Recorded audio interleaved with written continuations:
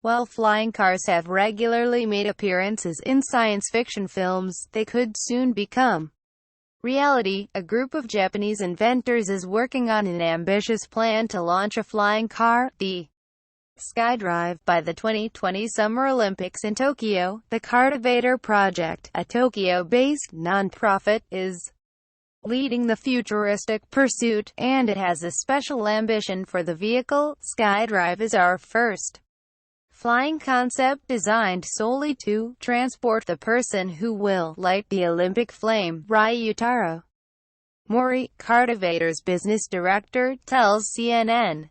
If successful, the SkyDrive, which has 3 wheels, 4 rotors and uses drone technology, would fly at an altitude of 33 feet 10 meters, reach top airborne speeds of 62 miles (100 kilometers) per hour, and zoom along at 93 miles (150 kilometers) per hour on land, at 9.5 feet 290 centimeters long, 4.2 feet 130 centimeters wide, and 3.6 feet 110 centimeters high. Cultivator claims the one-seater would be the world's smallest flying car, and surely a snug ride for some passengers, but with companies in the United States, United Arab Emirates, Germany, Netherlands and China also trying to develop a flying car. The Japanese have competition. Passion takes flight. Cultivator was founded in 2012 by Tsubasa Nakamura,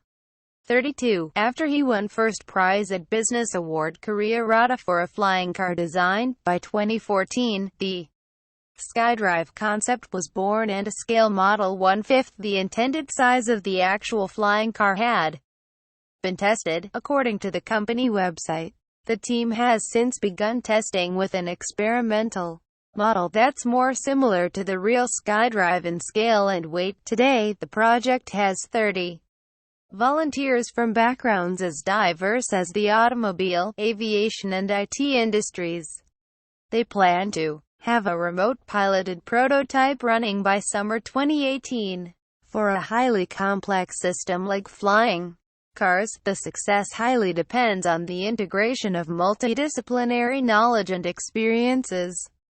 Mori tells CNN, "Our unique advantage is that we, as a non-profit, volunteer organization, encourage open-source collaborations. Team members sustain full-time jobs, and work on SkyDrive in their spare time, while they receive no financial support from the government." Last month, Japanese automobile giant Toyota announced it would give 40 million yen $365,260 to the project. "This is not an equity investment, as we are a non-profit organization," Mori explains. Before that, the team had relied on crowdfunding, an avenue they are still keen to expand. "Our goal won't be realized unless there are many public supporters who strongly wish our presence at the Olympics." Tough competition. Cultivator faces stiff competition in the flying car market.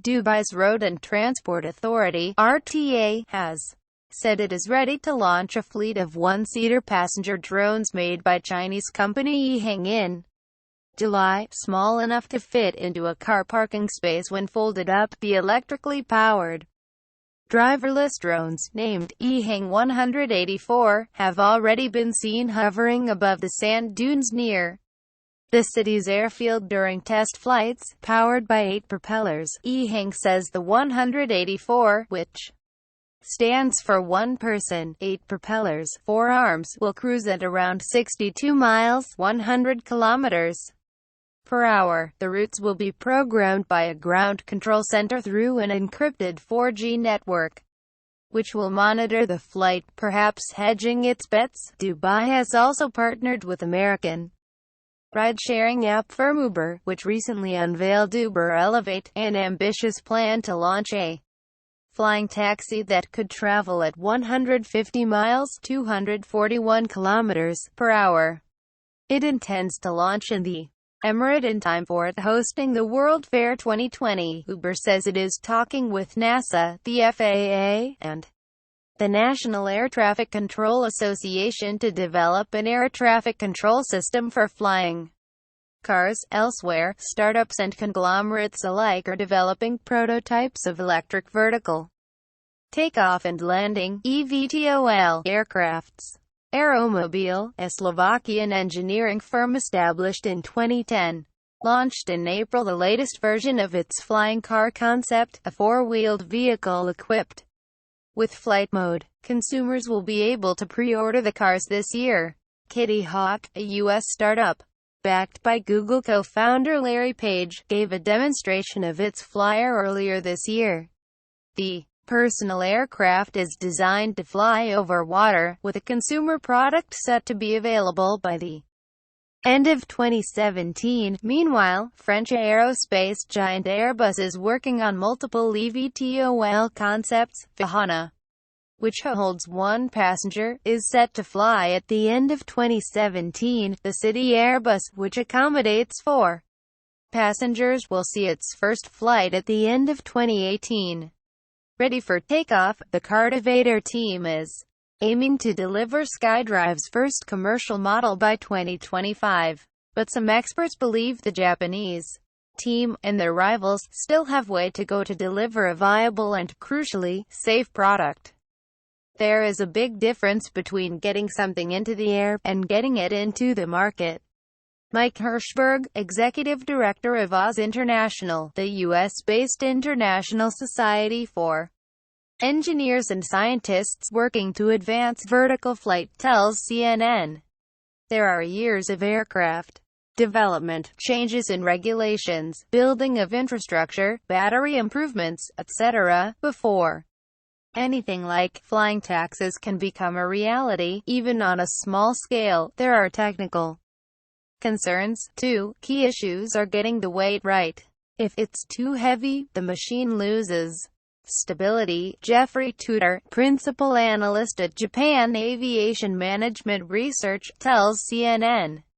Airborne vehicles are more sensitive to weather than surface types, so there will be some limits on use in bad weather. Mori admits that they might not be ahead of the game. As far as we know, Japan as a whole is currently behind other countries in developing flying cars, he tells CNN. However, we believe what matters more is who will provide the greatest value and build a sustainable business in the long term, rather than getting there first. The future. Despite Cultivator's reservations, Japan has a history of being the first to roll out world-class innovations in transport. The first high-speed bullet train was unveiled in Tokyo in 1964, in time for the Summer Olympics hosted that year in the Japanese capital. More recently, in 2016, a Japan Railway maglev train smashed world records, reaching speeds of 374 miles (603 kilometers) per hour. Meanwhile, the Japanese government has announced its intention for Tokyo to become a self-driving city by 2020. Tokyo-based Dynamic Map Planning, an offshoot of Mitsubishi Electric, mapmakers Enron and 9 automakers have been tasked with creating dynamic 3D maps of Tokyo for use by automated vehicles.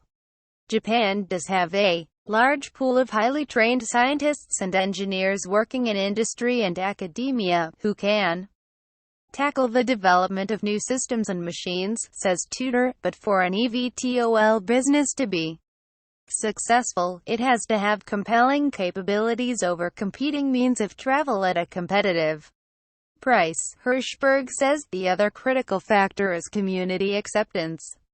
In addition to cost, speed and ease of use, noise is probably the biggest factor for acceptance. For Cultivator, it's a work in progress. We believe it is realistic for flying cars to become commonly used, if we solve issues like noise, safety, and accessibility, Mori says.